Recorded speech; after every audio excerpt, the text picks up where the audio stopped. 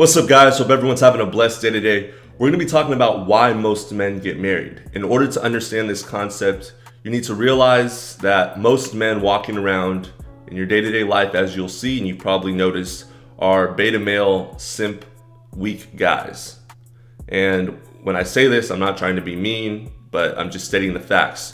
The majority of men walking around are bitch-ass dudes that will cling onto any sort of validation and attention they can get from outside sources, because they themselves, the root cause of all this is that they don't love themselves.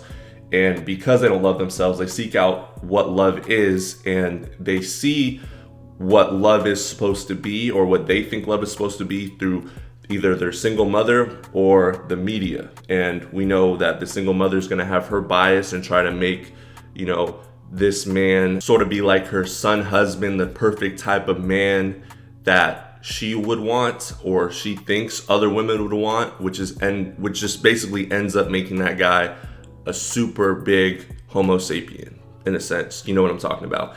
And then on the other side, the mass media, who pedestalizes the woman.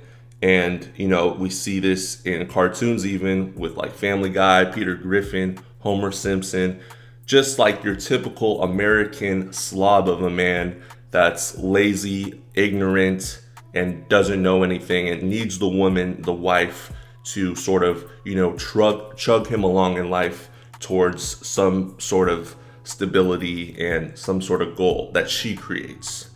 So the average man who doesn't think for himself has these two examples in front of him for the most part, because content like this does not get pushed out to the masses. It's starting to slowly but surely, but the majority of people will not find this type of content, or they think they have it figured out, or they think we're just misogynists on the internet that don't know what we're talking about. So because we live in a society that demonizes masculinity and doesn't give us the best role models of character for what it is to be a masculine man, a lot of times the average man, or most men that get married, go throughout life detracting women. Like, women are totally disgusted by them or just completely overlook them because, this is just your average basic bitch ass dude that doesn't get it. All right. There's a guy that gets it over here in the small 1% category. And then there's a guy, the 99%, that don't get it. And because he doesn't get it, he grows up without the attention from most women, or any women. But when a woman sees, okay, he's a high earner and she's done riding the carousel, or he has some sort of potential, she's going to give him a little bit of sex, or give him the potential of sex through the contract of marriage or the contract of a long-term relationship, because he's a stable option. But mind you, this guy's never gotten female attention before in his life. So what that does to him is he's going to try to lock it down and hold on to that little bit of female attention because he's never got it before. So oftentimes it's men like this that, weren't successful with women when they were younger and are desperate for box. They've never really had consistent intimacy with a woman. They're going to try to marry that woman immediately.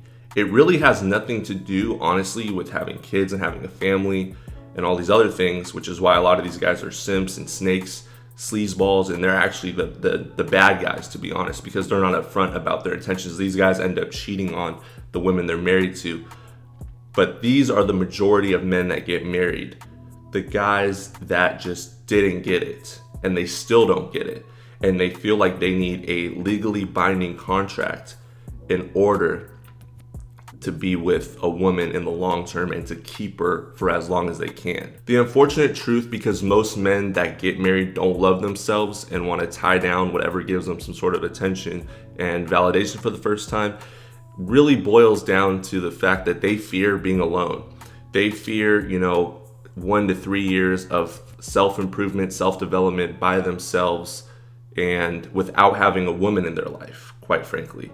They think that they need some sort of companionship along their journey in order to feel self-validated, because they themselves don't have the validation and love for themselves. They need it from outward sources. Like we talked about before, the media provides that to them, as well as their single mother, until some sort of woman comes around and gives them what they're lacking.